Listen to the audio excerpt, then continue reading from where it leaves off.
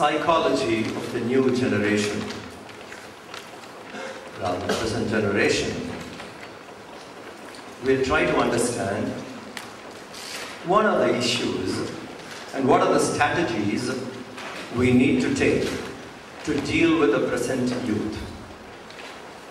What they like, how they respond, which method we should adopt, that would be the discussion which we have now.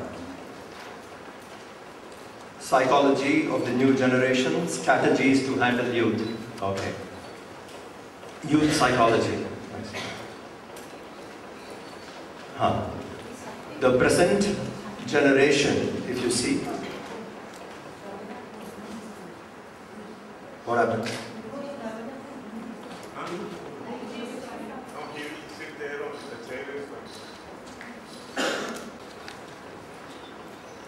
Youth psychology. Youngsters today, we should understand, they are fast learners. So this is one of the advantage. And it also can be a disadvantage because they learn things which is not required also very fast. So we must understand, we talk to a generation who is very quick in learning. They are fast learners. They are widely read, not well read, widely read. Because of the facilities like internet, communication systems today, people have access to all kinds of information. So widely read people, this generation, if you see, they are widely read. On most of the issues, they'll have their opinion. But widely read does not mean well read. Well read would be, you know the essentials which is required in life.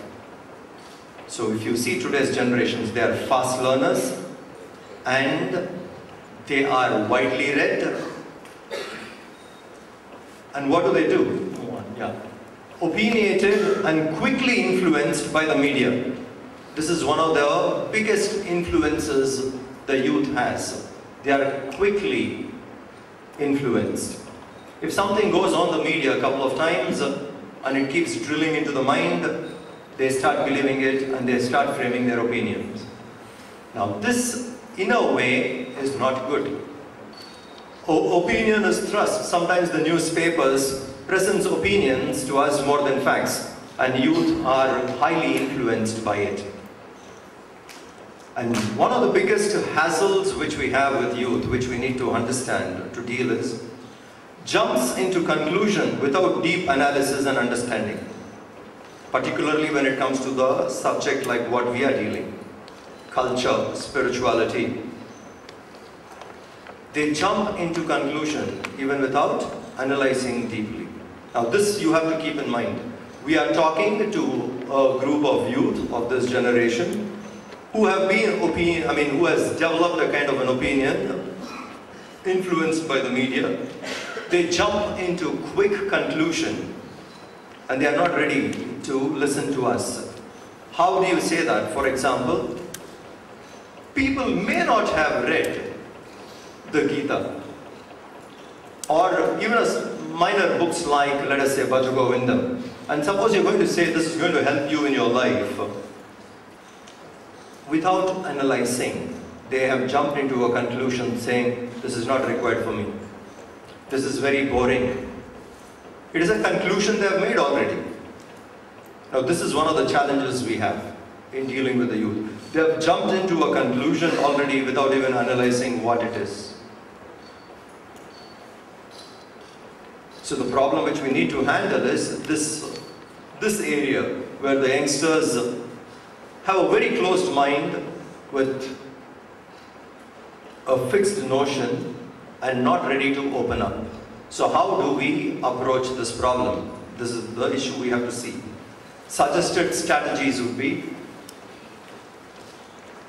as I told you, the youngsters of this generation is fast learners, so we must learn to be brief to them. Whatever we say, we must say it in a very small manner, in a short way. If we try to be elaborate to them, at that very beginning, they get closed and they don't want to listen to us.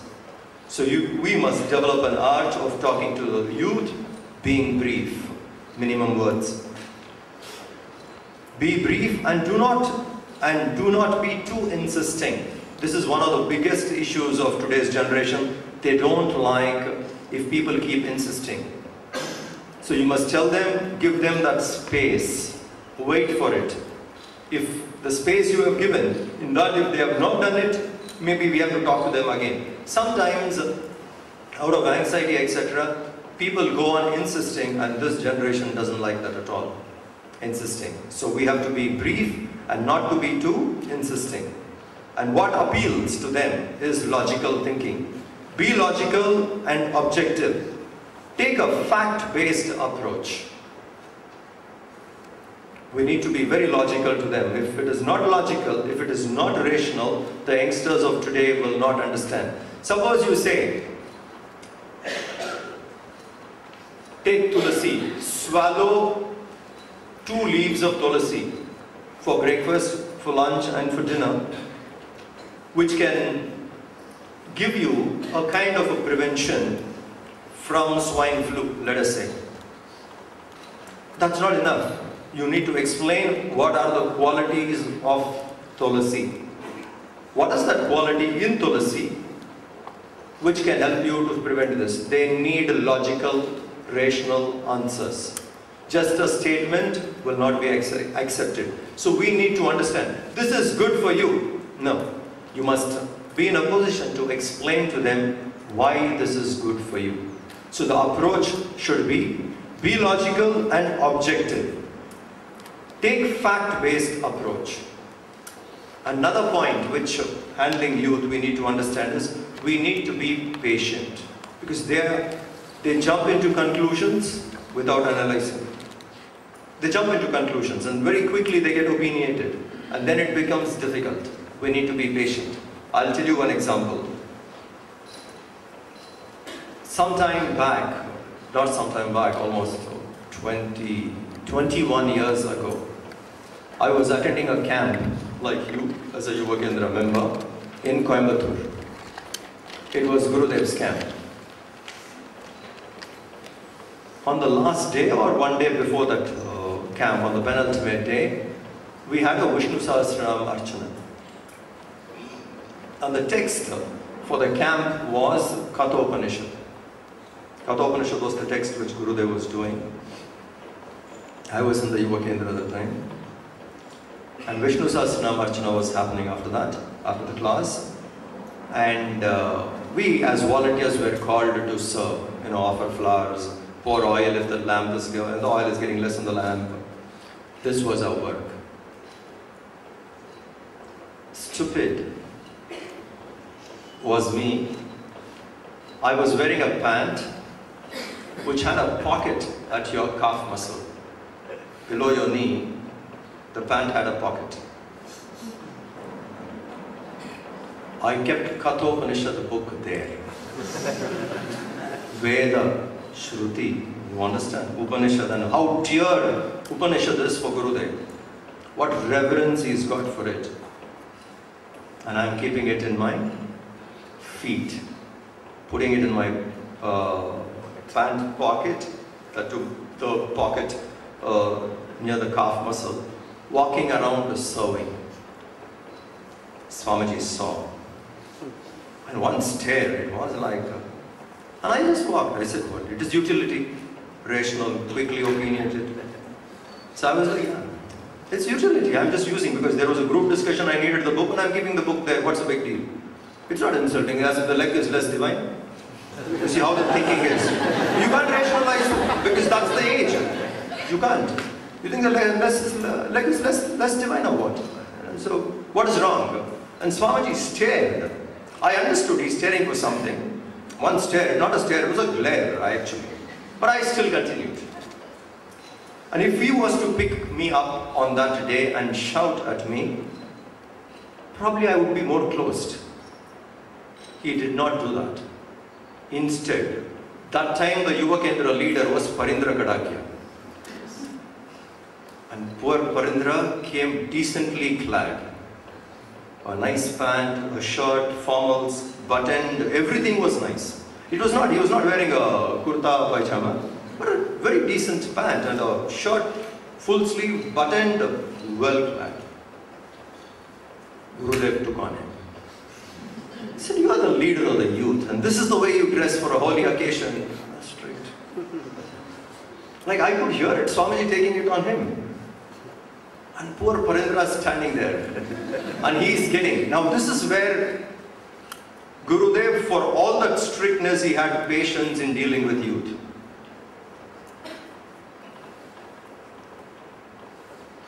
Think about it. If he has to shout at me, my thinking, that's why I said being stupid, my thinking would be like, is my leg less divine? In what way? I keep the book here. What's wrong? I could get close. He waited for me, saying he could see that I am not matured enough. At this point of time, you need to grow a little more to understand reverence. Not patience. What the master has is important in dealing with you. Because at that age, sometimes we are not available for reason. I remember this incident so well, Parindra being shouted, and after 2 years, I joined the Vedanta course. Gurudev saw me in Sandipani. White kurta, white dhoti, clean shaven with a tuft.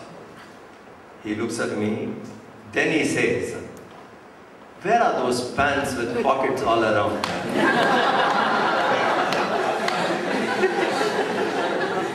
Noticed, you understand? It's, even on a dress, the person noticed, but that's not the way to dress. The occasion is not the right way. But he had patience. Handling youth, we must understand they would be unreasonable and we need to have patience. If we have patience, we can wait and they will unfold. In the talks, when Guruji was talking on the first day, he said, Gurudev gave room for people to grow at their own pace. This line is important. People will grow on their own pace. So, we can't rush them, particularly with youth. Therefore, handling youth, this generation, we need to have patience more. Next. Be conscious of the choice of words. Handling youth, words are very, very important. The words can really inspire, and it can also put off people. Words are very powerful. So we must be very conscious of the words which we choose, the kind of vocabulary we use when we are with the youth. I'll give you just a few examples.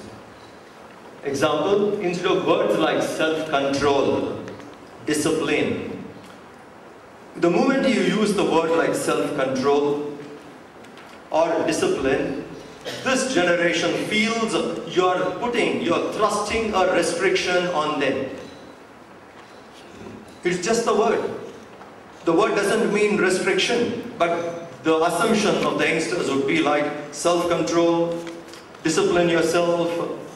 When we say something like that, the assumption with which the youngsters look would be, these guys are putting restrictions on me. So we must be very careful to use the right word. So words like self-mastery, which means nothing but self-control. But that word opens out a different way. They are more easy to deal with when we choose the right word. So when we deal with youngsters, let's pause, understand. Let us become clear. What are the words which has a wrong meaning? What are the words which can convey the meaning better, and how this generation reads those words? Because words have, the connotation is such that the meaning sometimes also changes. For example, some words which were negative have now become very positive words. Example, passion. Passion, 20 years ago, was a word which was used more negatively. Control your passions. Today we say, chase your passion. Passion, the word, how the word has changed so much. For today's generation, chase your passion is go and achieve your dreams. Go and get things, what you want to do. Passion or aggression. Aggression was a negative word some time back. Today it is like aggression. He plays very aggressively. It's a very complementary quality. So words change. Sometimes which was negative, today it turns out to be positive word, or it is used in a positive manner. Earlier, some words which were very positive, today people look at it negative. So we need to be very careful dealing with youth. How do we choose words? So this would be one of the topics I want you all to discuss. The right choice of words. To youngsters, what kind of vocabulary we need to use. What are the words? Some words which we use often, are they receiving it correctly? Okay. Moving on. Youth psychology. What are they doing? Today, youth are in a very competitive environment. Very competitive. Everything they get involved is very competitive. You score 95, that is not enough. You score 97, that is not enough. That's the level of competition. 98, not enough. So it has become a highly competitive environment. And to live in a competitive environment is stressful. So we must understand our youngsters are stressed out most of the time because they live in a very, very competitive environment. So we need to address this issue, that they live in a world which is highly competitive, and it is important, it is mandatory that they survive and they do well in this competitive environment. And to be in a competitive environment always, if you have not mastered yourself, would be very stressful. So this is one of the things we need to understand, that their environment is very competitive. Too much parental and societal pressure to pursue career goals.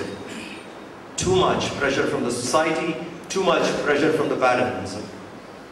Like, don't waste your time on anything else. Use your time only for this. You have to make your career. Don't waste your time. Going and doing something, doing or helping, let us say. The parents will say, what are you going to gain by this? You're going to help somebody, what is your gain in it?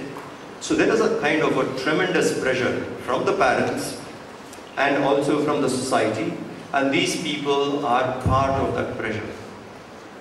So they are living in a competitive environment, too much of pressure also. Therefore, even if they know this is good, they are not willing to come because the pressure on them is so much. That's where we go. We inspire so much of youth. We inspire people. When we speak in colleges, when we speak in schools, when we have a youth camp, they are convinced on what we say. But too much pressure, they can't spare time. So if this is the case, how do we use it? What they are being pressurized, that should be the source through which we can inspire them into our fold. Their pressure point must be our source to inspire them. How do we do it? The next slide. Link spiritual values to career goals. Link spiritual values to career goals. We need to show. This is like Guruji keeps telling always, what is the need the youth has? What is the need? A good career is their need. Connect spirituality with it. Most of the youngsters, why do you want to study? To find a good career. Because you think once I have my career, most of the things are done. Career is a need, and we must connect their career goals, their career plan with spiritual values. How? You can be more effective if you are fearless. Why do you live in fear? Fear is something which blocks your potential. If you become fearless, you unfold your potential. So fearlessness is a spiritual value. So what do you learn from Gita? I learn to live fearlessly. When I learn to live courageously, fearlessly, my potential unfolds better. So we need to connect that way. When your potential unfolds better, you will make a brilliant career. What do I learn in Gita? I learn to stay focused. What I do, I stay very focused. When I stay very focused in what I do, I will shine better in my career. So career progress happens when you have spiritual values. This message has to reach them. We need to make them understand. So how do we approach? We generally go approach saying, have you lived to your potential? If you have lived to your potential, would you be in the same status where you are in life today? Would it not be much more? So we need to link this. This is their need. Career is their need, and it is their, rather you can say, a kind of a major occupation, that I must have a good career. And they should know through spiritual values that will be fulfilled. If this message we can convey correctly, clearly to youth, they would come towards it. Help them to choose career based on their Swadharma. Now this is a difficult topic, but if they do this, everyone would be very happy. Spirituality helps us to recognize our Swadharma. And my career should be in line with what is my Swadharma. So when we talk about career planning, we must explain based on Swadharma. So if we can slowly, through our textbooks, if we can make them understand, you can choose your career of your choice and shine well if you understand your Swadharma. Understanding your Swadharma is a spiritual science. So this way, we need to connect career and spirituality, because that is their need, and spirituality will help them do it better. And what is more beautiful in spiritual sciences, it doesn't just help you to develop your career, it sets you a goal in life. It makes the person evolve to divine. So that this link and clarity on this is very, very important. Move on. Youth psychology. Now coming. Peer pressure. To be cool. This is the term the youth use. Be cool. To stay cool is very important. And if you do something which doesn't fall in the category of being cool, you are outdated. And a youth doesn't like that at all. You are outdated, they don't like. They like to stay in thing. Staying cool. Now this is a high pressure they come under. Because certain things among the youth, their levels of discrimination or their levels of understanding, they have put certain things. If you do these things, it's not cool. If you do these things, it's cool. And they come under this tremendous pressure, and media has enhanced it further. What is being cool, what is not being cool. In the opinion of modern youth, it is not cool to be a Hindu or spiritual. Understand that. Today's youth, most of them, at least definitely in metros and even in cities, could be in the rural area at the village level, maybe in some small towns, but most of the cities and the metros, it is not cool to say I'm a Hindu. We have to understand. No matter what you talk, finally it would be like a religion. Oh, it's not cool. To identify with a religion is not cool. Now this is a problem the Hindu youth has. We need to break this notion in them. Most of the places it is it. You speak, they listen to you, they understand very well, but oh, it's end religious. No. How many of our programs, when we go and explain, people are so inspired, the final word would be like when you say, why don't you sponsor this program, multinationals? No, you are from a religious institute. What is wrong with being religious? It's not cool, it's not correct, it's not communal. This is the brand which is being thrust on. So we have to handle this very intelligently. Because if we can make this, we can have a breakthrough here. Being a Hindu is being cool. I tell you, all the issues are sorted out. People will come very naturally follow. But today the notion is being Hindu is not being cool. Less informed Hindu youth think Hinduism is non-scientific, superstitious. Less informed Hindus. This is what the Hindu youth think. I come from a religion which is unscientific. I come from a religion which is more superstitious. This notion should go. If religion has to be accepted and they have to think and give value to it, we have to break these two. It is unscientific. That notion in the youth should go. It is superstitious. That should go. We must tactfully, intelligently present our culture scientifically. It must be presented scientifically. We must show the science behind and make them understand this is not superstitious. This is one of the issues which we have to deal with. And how do we do it? We see here. Continuing. Some of them are scared and hence don't speak out because of the peer pressure. They may come to a Yuva Kendra class. They may even be quite regular in Yuva Kendra class, but it takes some more time for them to really identify with Yuva Kendra. So at the earlier stages, if you ask them, where are you going? Some of them may not be vocal, saying, I'm going to a Yuva Kendra class, where we study Bhaja Govindam or Bhagavad Gita. No. Most of them do not want to identify because they are scared. The peer pressure, you are outdated. I have seen this in my life. Some 20 years ago we have seen it and we are seeing it even now. You are young and you take to this, people question, what is wrong with you? Why do you go after all this? Something wrong. Now imagine someone looks at you saying something wrong with you because you attend the spiritual classes. How many people will have guts to say, you don't know what that is? You have to come and learn. The problem is in your perception, not with me. People don't say it. They are silent. They are not vocal. That's why we find, though we have large numbers coming in, our numbers could be much more if the existing people are vocal in the university. If they are vocal about it in their classroom, among their friend circle, if they say, this is what it is, but they don't say. Because very clear, this is outdated, this is not being cool, and people around will not appreciate it. Therefore, I don't speak, and they don't get a chance to know only about it. So it is very, very important we speak. Some of them are scared and hence don't speak out. Less reverence for any form of identification to religion. This is the trend. Less reverence.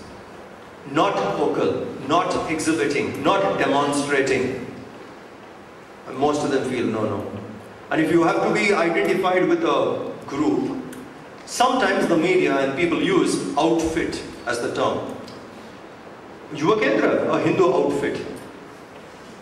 Okay, now you don't like to identify with a word like that. You understand? Religion, oh, is fundamental. If you say, I believe in God, I go to temple regularly and I'm proud of it, you're a fundamental. And if you're going to be branded fundamental, then I don't like to be identified with it. So this is the problem. Most of them have, go back to old state. Less reverence for any form of identification to religion. Until the person comes to our fold, is there with us for a while, this notion will not go. Continuing. So what do we do? How do we do this? This is the issues which we have seen. How do we approach? The approach should be balance both study and activity. Our method must be study and activity. Like morning class, Guruji was telling, knowledge followed by action. Only action without knowledge, we won't know what we are doing. Intention could be good, but action could be stupid. Knowledge followed. Action follows knowledge, that action would be useful. So we must, youth has energy, we must have knowledge, study, combined with activity. Wherever this combination, this blend happens well, there we have a good Yuva Kendra, strong unit. More numbers come in. Because in activity, the rajas in them, the energy in them gets channelized to a better activity. With study, they have clarity. So balance both study and interesting activities. Centers with focus, which focuses on both study and activity. I tell you, those centers thrive. In simple, our approach seems to be like this. Self-unfoldment through study and selfless work. This is what we do. Wherever this is planned well, executed well, you will find self-unfoldment. study and selfless work. Activity is a selfless work. So when we combine these two, the youth respond well, and there we see the centers flourishing better. How do we do this? Another strategy which we think is this concept of Yuva-Veer. Why? Because to be with religious organization is not something which youngsters like, one. Second, to identify with a person wearing orange, yellow, they are not ready. That's why when we go to colleges, let's say people like Govind Chaitanya, we have gone, you name the university we would have visited in India. In the first few days the attitude would be like, first few minutes when you go it would be like, why the hell did you come here? You're spoiling my morning. This is the attitude. You walk in and they look at you like that. Why did you come here? What for? And then, like immediate thought would be like, the principal is a madman to bring all these guys. He believes and he's forcing it on us. So closed. I tell you, it's a testing time. It's a testing time. You have to break that and go. When they look at you that way, if you can retain your confidence and balance, I tell you, the way in which you start to talk would be different. They stare at you like an unwanted thing. And you have to handle that opinion. First few minutes, and sometimes it's even more bad. The principal will come with a huge life-size garland. And he will touch your feet. The students sitting there don't like all this. They don't like all this, like they're saying, in their opinion, like divine. Why should an elderly person touch the feet of a young man? For what? We don't like this. And what's so good in you? Like they don't even know you, but these are the thoughts. So they have so the whole introduction itself would be like further damage to already existing mood. And like sometimes it'd be like you have to wait for 5-10 minutes. Let all this get over. This is traumatic, let it be finished. When you get the mic for yourself, then when we start, they understand. And you must be really alert. In Belgaum, I was once called for a talk to a homeopathy college. The principal garlanded, welcomed, called me to speak. Like now I was introduced when I was coming, you guys were clapping. Like that they started clapping and didn't stop. They didn't stop. I'm on the mic standing there and they didn't stop. And it will like you can see the beat. It will go down, it will come up, it will go down. And behind me the principal, poor man. He's bleeding from there. Shoot, stay quiet. And I'm looking at him and he's bleeding. The students just didn't stop. I whistled. In the mic I said, I whistled loudly. I said, you can only clap, I can whistle. When I whistled loudly, it was a genuine appreciation. You could see the genuineness of the clap. And then they calmed down. I said, guys, listen, few years back I was there. Don't underestimate me that way. It's just I'm more experienced than you. I have been there and I'm also here. Then they slowly understood. You have to open it out and speak to them. This could be. So you are not welcome. Why? Aversion to this color. The color. Imagine, slowly this has built to that level. When they see someone in this color, they are not ready to learn. So how should be the strategy? People like you should take classes. We should not come in the forefront, we should be at the background. People like you should go into the university and take classes. That's the concept of Yuva-Veer. Yuva-Veer, which we designed, is only keeping this in mind. That people like you, in your clothes, should go to the university, should go to the schools and speak. They identify with you better. Then we go. That after you inspiring them initially, to sustain the inspiration, they can come to us. So this is very, very important. We need to keep this in mind. The approach to the youth should be, we must mix both study and interesting activities, otherwise they will not come with us. Only study, they are not keen on it. Study with where the activities come out. Through activity which they learn different things, how to organize, how to keep a team going. When they learn other things, they feel fine and they have slowly developed an identity. I must be with this organization. Continue.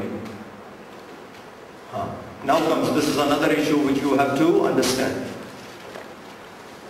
People living in village, youth of the village, they would like to imitate youth of the town. Village youth imitates town youth. All that they want to do is go to the nearest town and have a lifestyle like the youth living in the town. Town youth looks towards the city youth. For them would be like how the youth in the city, what is their kind of entertainment, what they think as cool. These guys want that lifestyle. The city youth looks towards metro youth, lifestyle in metro. How in metro the lifestyle is, the small cities, they want a lifestyle of that kind. And the metro youth looks towards West. They want what the West does. No question of analysis, nothing, simply imitate. Why? They think that is being cool. If we can succeed, if we fulfill Gurudev's vision, it would be like you make the West turn towards the youth of the East. That must be the presentation. If we can do it, we fulfill the vision. The youth in the West should turn towards the youth in the East. So this is how it goes. So we need to understand all our programs which we do, we need to keep this in mind. So if you can handle here, let's say the metro youth are inspired and they say religion is cool, the city youth will say that. If the city youth says that, it's going to go down to the town and it's going to go down to the village. Continuing. The formula, all this what we have discussed. My success with youth is because I applied this as the formula. The formula is, make them do what you want in the way in which they like doing it. I repeat, make them do what you want the way in which they like doing it. This is the secret of success in handling youth. What you want, they should do. But you should give them the freedom, the way in which they like doing it. Because they also want good. If you give them the freedom, they are fine with it. How? Some of the strategic methods I tell you. For example, we did Awakening Indians to India. We wanted our youngsters to know about India. You call them and say, I'm going to talk about India. They are not ready to learn. Because why? Their interest is not India. And their opinion on India isn't good. So we had a program like this. We wanted our youngsters to learn and know India. So what did we do? We came up with this program called Awakening Indians to India, and we came up with this book called Awakening Indians to India. Who made this book? Youth made this book. Our own Yuva Kendra members across the country compiled this book. They went around, we gave topics to different people. We said on this topic you do research and find out things which Indians should know. Now in the field of research, in the form of compiling, these youngsters got to know about India. I said, now that we have compiled, we will conduct a quiz on this.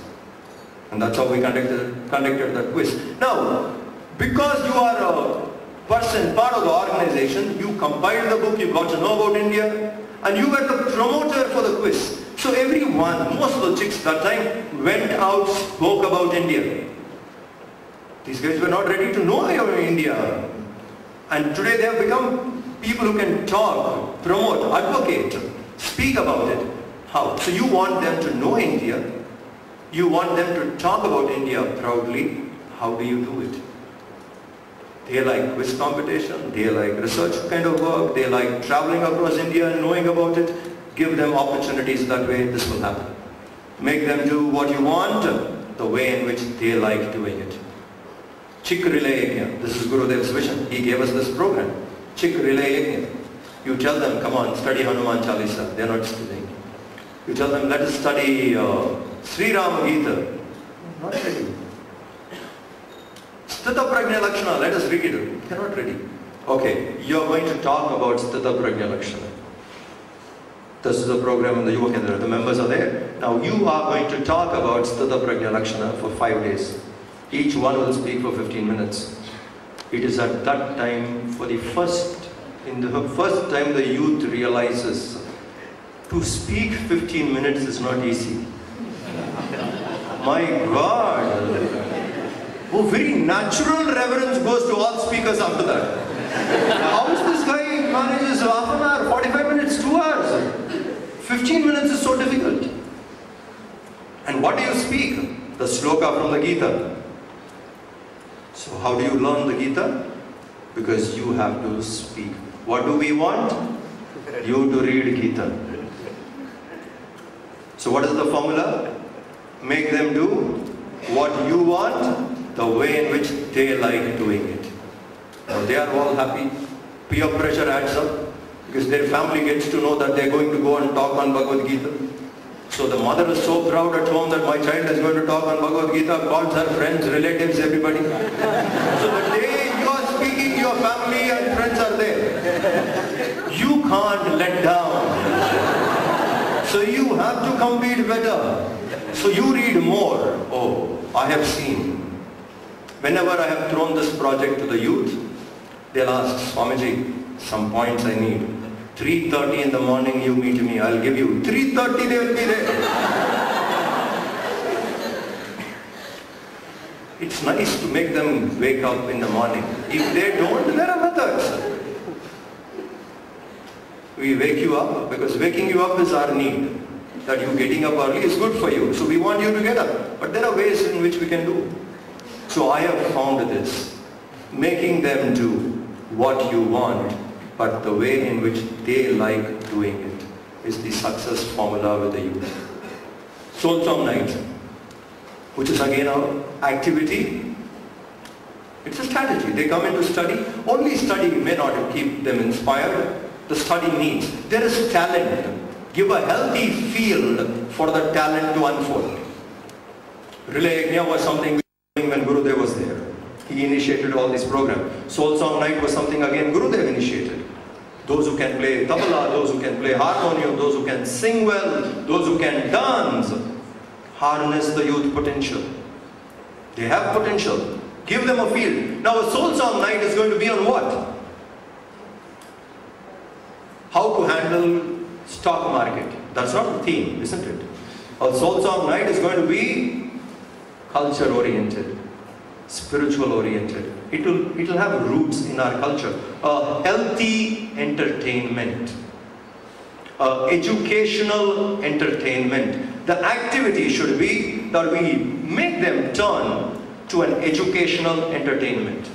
They like to do these things because it is the talent in them. We provide a field. They identify more with Yuva Kendra. They are part of this organization. If someone identifies more being with Yuva Kendra, that means that person would stay with us for a while. If someone hangs around Yuva Kendra for 5-6 years, believe me, you will see the transformation. You will find the person with a vision. He will have clarity. So we need to do things which would keep them be around us for a while. If you can do it intelligently with healthy entertainment, it will happen. That's how we had things like Soul Song Night.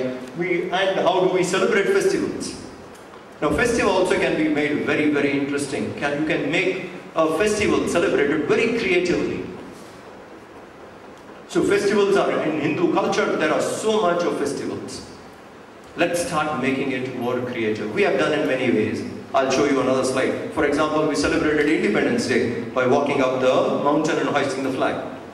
Like that, we can choose many ways to celebrate a festival. Krishna Jayanti, we had different kinds of games. In most of the centers we do. So festivals also is a brilliant method to inspire youth. That is a creative field. We are proud of our festivals and we celebrate them in a creative manner. Moving on. And then we, of course, we did programs like Samartha Ramdas, Kambaramayan, and recent times we did Surya 108. Now you tell the youth, let's do Surya Namaskar. Catch them doing Surya Namaskar, modern youth. Huh? Surya Namaskar, good for you, do. How many of them will do? On a show, you have to perform Surya Namaskar. And it can't be like shabbily done. It should be precise, it should have a class. Like how the Shaolin monks do. When the Shaolin monks present something, it has a class, their body, mind aligned, they are there. Present it that way. Now you see them doing Surya Namaskar throughout the day. Practice. 3 hours of practice. What? Surya Namaskar. Otherwise they do Surya Namaskar. But I want them to do Surya Namaskar. We want them to do Surya Namaskar. Make them do what you want. The way in which they like doing it. You understand the success formula? This is how it works. This is again another program which we did called Death. Tell them 8th chapter of Bhagavad Gita teaches you how to die. Not interested. Kathopanishad, not interested. Then we sit with the youth and saying, okay, we want to do a play which would be appealing to the youngsters of this age. And the theme should be based on Kathopanishad, write a script. Now what happens?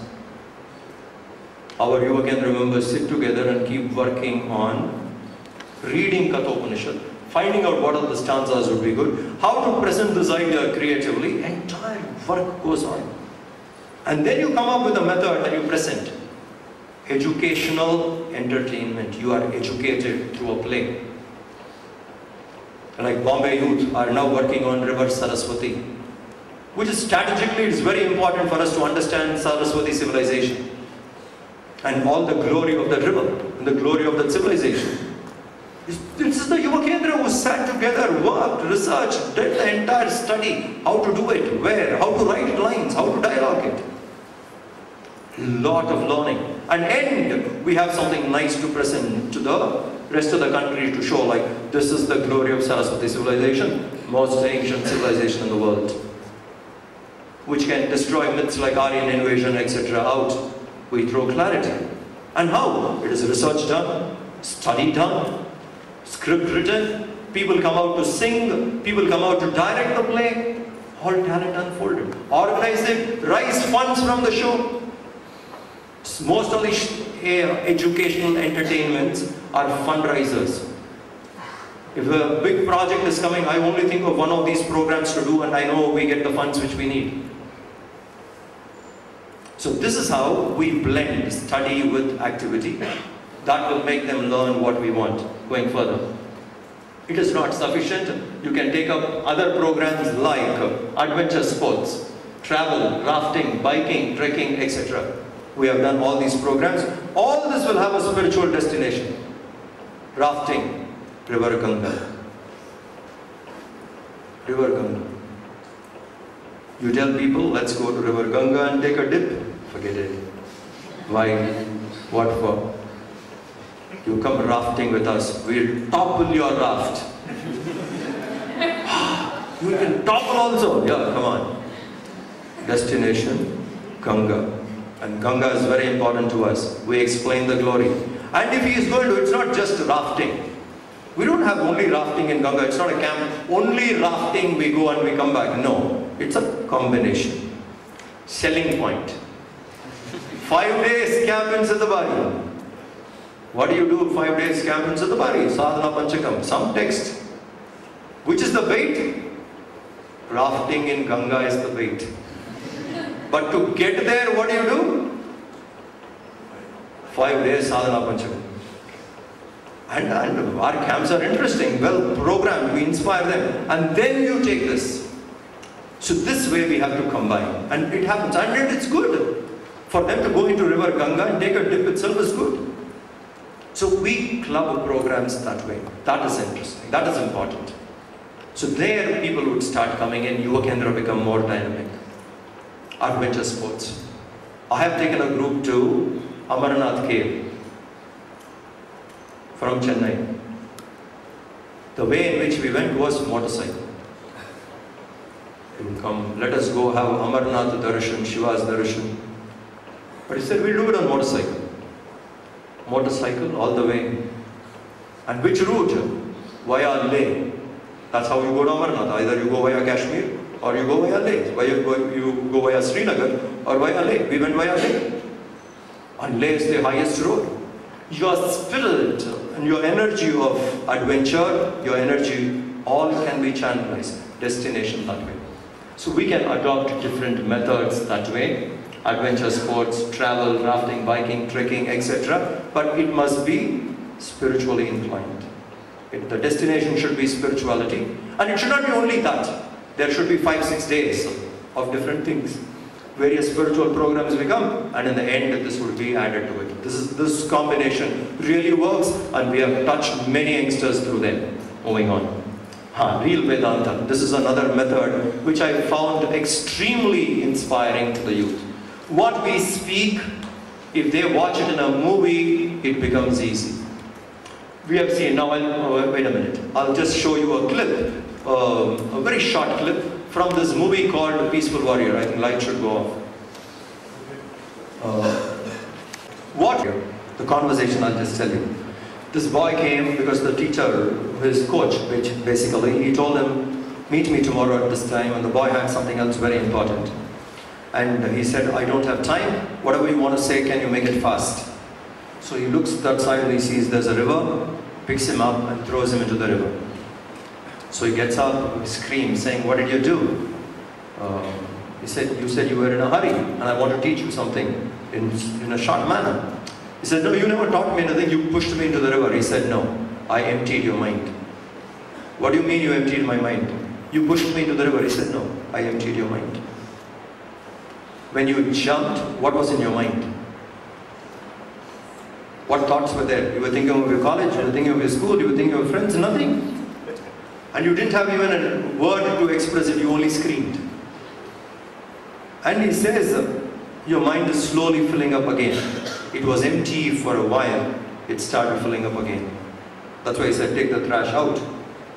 And so that guy says, are you out of your head? Are you out of your mind? The student asks the coach, are you out of your mind?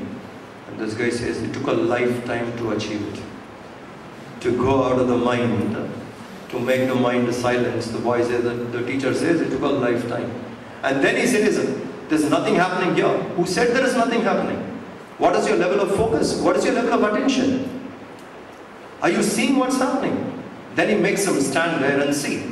He sees a person turning the book. You can listen to the sound of the person turning the book. You could see the beetle walking on the grass. You could see people laughing when the dog, the frisbee thing.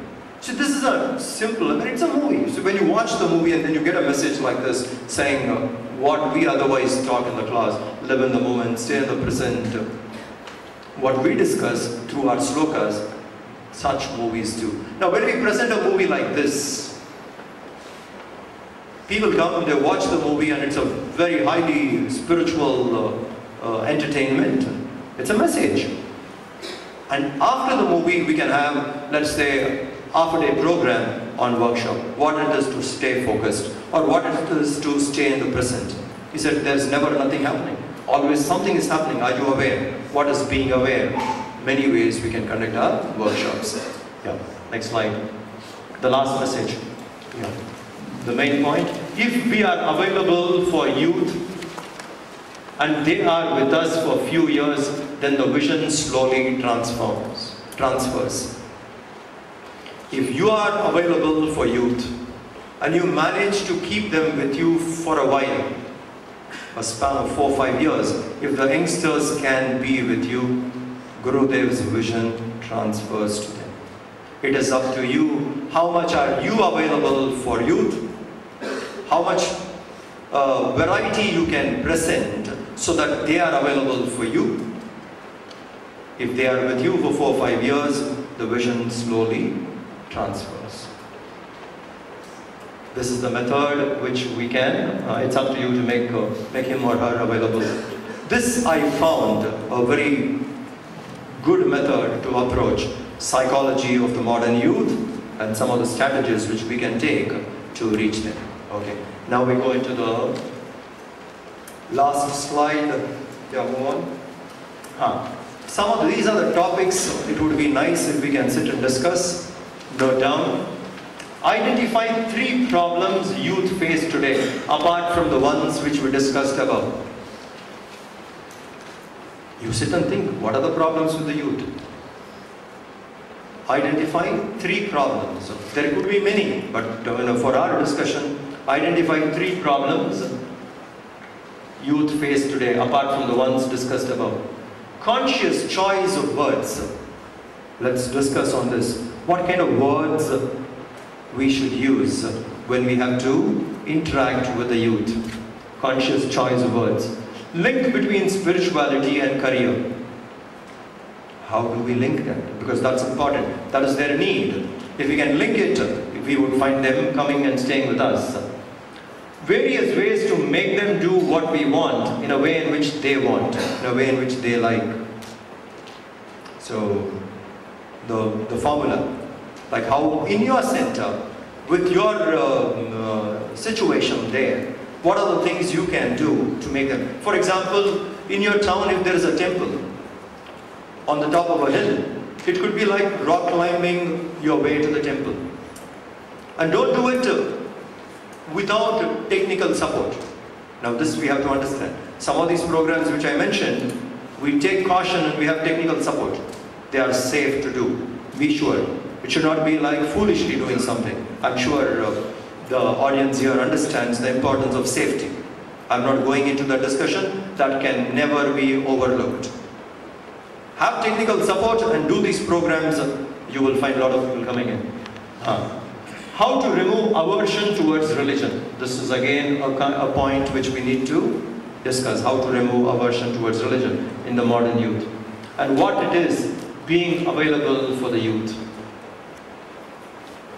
How is it that as a teacher, as a sevak, you are available? It's not that you're a sevak only for the class. When they come to the class, you take class. That's not being a sevak. Sevak is one whom the youth can anchor. The sevak is an anchor for the youth. So anything the person wants clarity at any point of time in life, he should know to fall back to you. It's not that I just take a class and I come back. You are an anchor for him. So see that as sevak, how much are you available for the youth? And the beginning slide I said, widely read, well read. A sevak must also be that. A youth is widely read, not well read. A sevak must be widely read and well read. What is essential, he should know, and he must have the knowledge of the world. What is happening around in the world? Widely read, widely informed, well informed, both are important. Okay. With this we stop now. I do not know if I shot time. How much time I took? 1 hour? Okay. So we have a discussion for half an hour. Satvik, can we make it 45 minutes? Huh? Go ahead. Yeah.